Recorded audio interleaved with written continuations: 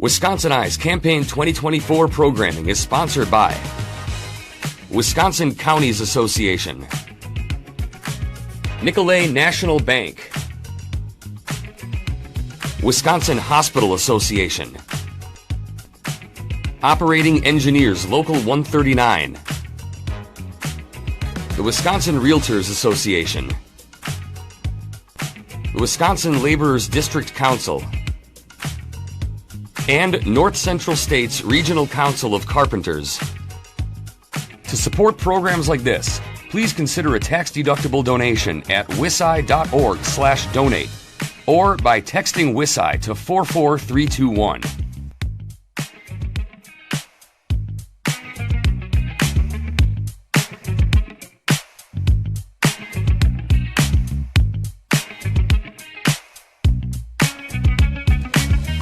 Dallman of Green Lake is a Republican candidate in the 39th Assembly District. The election is November 5th. Representative Alex Dallman, welcome to WisconsinEye. Thank you for having me. It's exciting to be able to have an interview with you again. I know we've talked before about law enforcement issues, as we mentioned before our interview here today, and I'm happy to be able to speak with you and allow our candidates to get a little, or our voters to get a little bit more information about me. We appreciate you joining us today.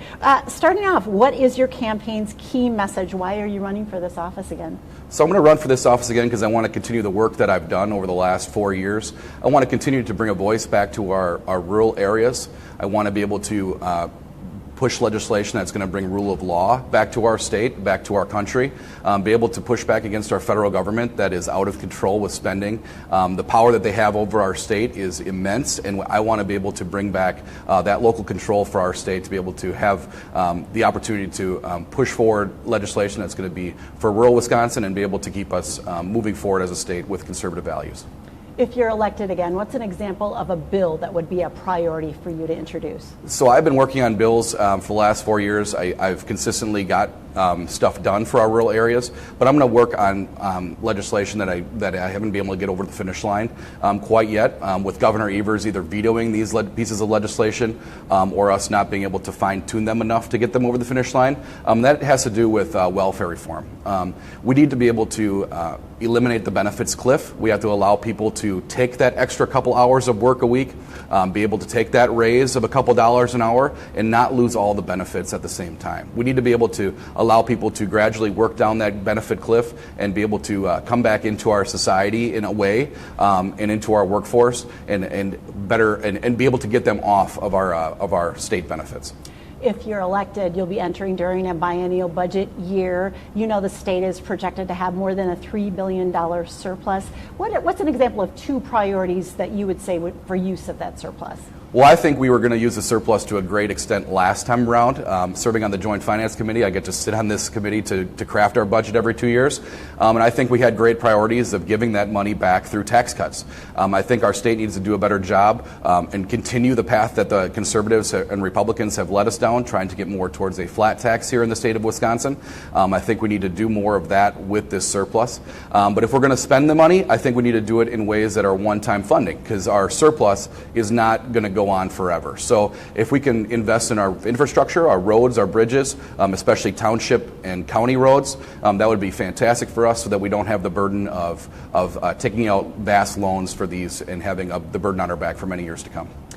K-12 education is a top issue for many voters. What is your campaign's top priority for K-12 education? So K-12 education is, the formula is broken in our state, in my mind. I think we need to revamp that. We need to update our funding for public schools here in the state of Wisconsin. I would love to see maybe decoupling of our private schools with our public schools for different funding sources, so they're not battling over the same dollars every time. Parents in my communities that I talk to each and every day want to have choice in where they send their kids. They want to have an ability to if their district, they don't feel like their public district is giving them enough, they should be able to move their child wherever they want. In a perfect world, I'd say we'd have money follow in a backpack for our students, but we do need to restructure our public funding so that we're not so reliant on referendums in our state. And I'm hoping that we can continue to work on that, kind of like we did with shared revenue this last session. What does the future of Wisconsin's higher education system look like? I'm talking 4- and 2-year colleges as well as technical colleges. What changes should the legislature focus on in that area? I think the legislature needs to keep pushing back on our universities like we have over the last 2 years. Our universities kind of lost their way with finding ways to at least give our students the skills that they need to be able to go out into the workforce. We need to get our students to go into our higher ed universities to be able to get skills and workforce training to be able to be successful outside or after their university experience. Right now I feel like we're too in the weeds with things like DEI and affirmative action and different things like that, where we need to go back and do workforce and solve our workforce challenges rather than creating citizen activists or anything going on campus that way. I've been very happy with our technical colleges around our area. They've partnered with our local high schools very well. I hope to continue to build on those relationships, especially with the private sector coming in, and we're going to continue those investments. But right now, I feel like a great relationship with President Rothman. I believe he's doing a good job, or as good as he can, with the opportunity that he's been given. But there's an opportunity for us to work better with the Board of Regents, and I hope they come to the table more with the legislature, and let's solve some of these issues. You mentioned the workforce. What do you see as the state's largest workforce development challenge, and how would you address it? Our biggest challenge is we don't have the people, right? Our birth rate is low. We need to get people to move into our state. And when you're looking around the country, the states that have been growing in population are the states that have low income tax or lower taxes and have conservative policies and conservative control. If you're looking at the states that are losing people, they are the states that have been run in deep blue states, New York, California. People are fleeing those states due to high taxes and bad policies. So if we can continue to have conservative policies here in the state of Wisconsin, if we can get Tony Evers to work with us towards a more conservative approach or even towards a more middle approach, we can get more people to move back into our state and to fill these jobs that are open all across our state. Investments in public energy infrastructure grow our state's economy. These investments also provide an opportunity to invest in our state's workforce, but currently there aren't any requirements for hiring local workers. Would you support a state resident hiring requirement for state, local, and utility scale infrastructure investments? I think it's obvious that we would love to have Wisconsin workers working on all of our Wisconsin projects. If we're going to put in Wisconsin taxpayer dollars into it, I would love to have it go to Wisconsin workers. That being said, I hope that we have so many projects going forward with our infrastructure, building up our roads and bridges, that we have way too many projects for our workers, even in Wisconsin, to take over. So if we need to go outside the state and bring workers into our state to continue those projects being built in a quick manner, that's good with me. But our priority should be to fund Wisconsin. Employee classification is an issue in the construction industry. Some employers misclassify workers as independent contractors or pay them in cash off the books. This lowers costs by avoiding payroll taxes and unemployment insurance, and it puts compliant companies at a disadvantage when bidding on projects. Plus, misclassified workers may be denied minimum wage protections or overtime pay. Is this an issue you are aware of, and what do you think should be done about it? I think this might be an issue that's been going on forever. There's always been people, everybody around knows that there's people that take cash jobs on the side or work for cash on the side. But a lot of times this is because government is way too intrusive. We've made over-regulation for our businesses to try to comply with these regulations. We've overtaxed our citizens, so they're just trying to find a way to make a little extra money on the side, possibly, while trying to make ends meet, because our government is just too intrusive in our lives. If we can decrease the regulation in our citizens' lives and in our businesses, we'd be able to probably better have all of our businesses comply and have our citizens work forward and to be able to get the benefits they need. But until then, we need to make sure that we are creating an environment where our businesses can thrive with less regulation, and where our citizens can thrive, where we're not paying as much of our paychecks back to the government. Affordable rental housing is an issue in Wisconsin. Some have proposed government-imposed rent control to maintain affordability, while others argue keeping rent artificially low will decrease rental supply, resulting in increased prices. What is your sense of housing as an issue in this area, and which best addresses rental housing affordability, rent control or building more rentals? Housing is a serious issue in our rural areas. You can see when you go down into the rural or our more urban areas, Madison, Milwaukee, there are buildings going up each and every day. It seems like they're like Sun Prairie is getting closer to Columbus every single day when you go down Highway 151. But around here, we're not seeing enough contractors come up to build these rental units in our rural communities. That's why I've sponsored bills to allow municipalities to do shovel-ready projects so that we can encourage contractors to come up here, bypass the red tape, and start building for us here in our rural communities. Unfortunately, the governor vetoed that bill a couple of years ago, but we came back this last session. We've passed hundreds of millions of dollars in housing reform, being able to reconfigure our empty storefronts or empty upstairs apartments into more housing, our empty box stores, such as Ripon. We had an empty Kmart for a long time, Ripon where we are right now, a long time. We'd love to restructure those into more housing units if possible. And that's something that the government could either give our low or our no-interest loans to be able to help that out and encourage that process. But I just don't think that we need any more low-income housing. When I was looking for an apartment here around the area when I got out of college, it was very, very difficult to find. It was either age-restricted housing or low-income housing. There was nothing for the workforce or the working class people to try to get into. And that's a serious issue that I hear about every single day. So I'm not for rent controls. I don't think that we should be forcing companies or landlords to be able to decrease their rent in order to keep people living there, because right now there's waiting lists for every housing available everywhere. I think we need to just build more housing and make it easier to do so by getting government out of the way. Moving on to healthcare. Medical systems are facing numerous headwinds in the form of inflation, workforce development, and issues around Medicare and Medicaid reimbursement, resulting in fewer services and even the closure of a hospital system in western Wisconsin.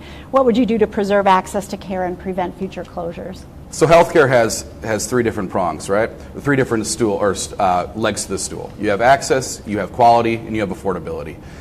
We need to continue to work on all three legs of this stool. We can't just continue to work on access, because you could get access into any hospital, but if it doesn't have the quality or the affordability, what does the access matter, right?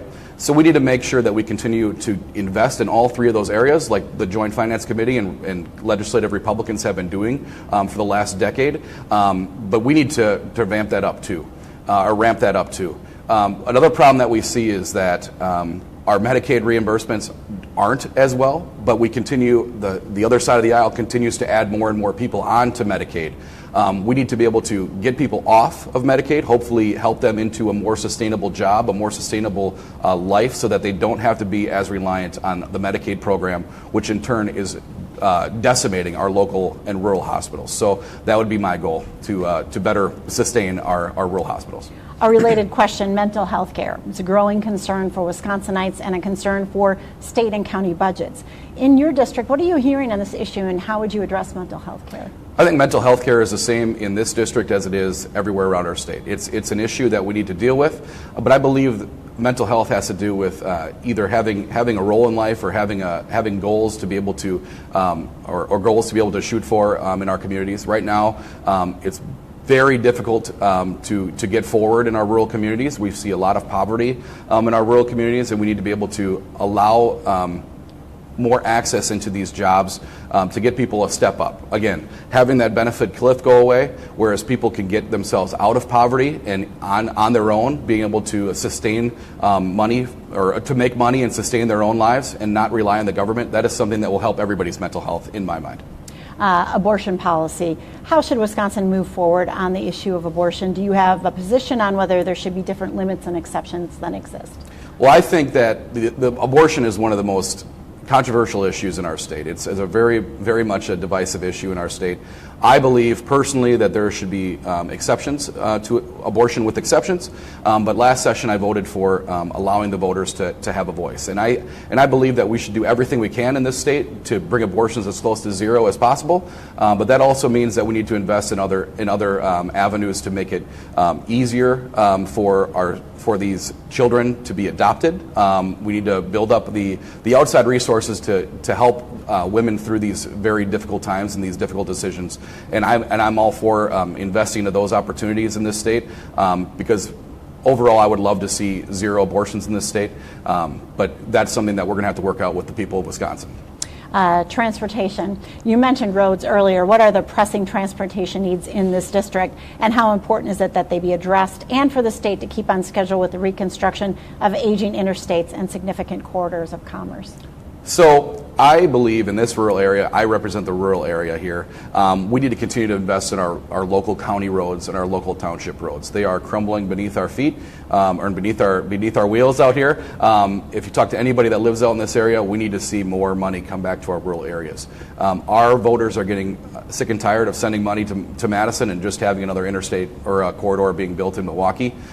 We need to see that out here. That's why I was happy to help with the agriculture roads improvement program that we created, a brand new program in our state in the last budget to help our agriculture roads for high traffic with agriculture vehicles. We also reinvested into our local road and our rural road programs to make sure that we keep building that up. So we got to continue to build on those two programs and bring great roads and transportation out here into our rural communities. PFAS and other water contaminants are a concern for a growing number of Wisconsinites. Do you see this as an important issue, and how would you propose addressing it? I think the legislature put forward a great plan last session. Unfortunately, the governor doesn't want to deal with that either. The governor would rather have the DNR come in and enforce regulation and hold innocent landowners accountable for water that may be just running under their land without any knowledge whatsoever. This is not something that I want to do. I'm not going to empower the DNR to go after innocent landowners. It's an incredible problem that we do need to try to fix, but we cannot do it by simply letting bureaucrats take over and deem land either unsafe without landowners even being responsible for that contamination. Last two questions. How would you describe the leading differences between you and your opponent? I think my opponent and I have major differences on all sorts of policy. I think we can get together on trying to solve our K-12 education funding issues. I believe we have not the same vision, but the same end goal of trying to get a little bit better funding mechanisms for our schools. Now, I think we'd both do it different ways, but there's different issues like that. Also, I think when you listen to my opponent, and along with Democrats up and down the ticket all through the country, there's a lot of promises, but no policies on how to deliver those promises. It's safer communities, healthier communities, but there's no way to find that. We have to be able to have specific bills, specific ideas that we can present to the voters to say, this is what we're going to do when we get into office. I hope I've done that right now in this interview, specific examples of what we worked on. But if you listen to the Democrats talk about specific issues, including my opponent, I just don't think there's any substance there. It's a lot of broad ideas with not really telling the voters how we're going to get to that finish line. Final question. If you're reelected and you have a magic wand to use in the state capitol and have just one issue resolved in a way that brings people together, what would that issue be? I think it should be an election integrity. Right now, we have a lot of people, it's very divisive. We have a lot of people on the Republican side of the aisle who may not trust our elections as well as they should. I also believe that there are things that are obvious concerns that we need to deal with. And in order to bring the American people back together, in order to bring trust back into our elections, if we could fix cleaning up the voter rolls, making sure that we have education throughout on how our elections run and how safe we can get them, I think that would bring our communities back together. We'd bring trust back to our elections, and our democracy and our constitutional republic would be far better off. Well, thank you, Alex Dallman, the Republican candidate in the 39th Assembly District. You're from Green Lake. The election is November 5th. Alex Dallman, thank you for talking with WisconsinEye. Appreciate the opportunity. Thank you. All right. Good. This programming is brought to you by our generous sponsors. Thank you for watching.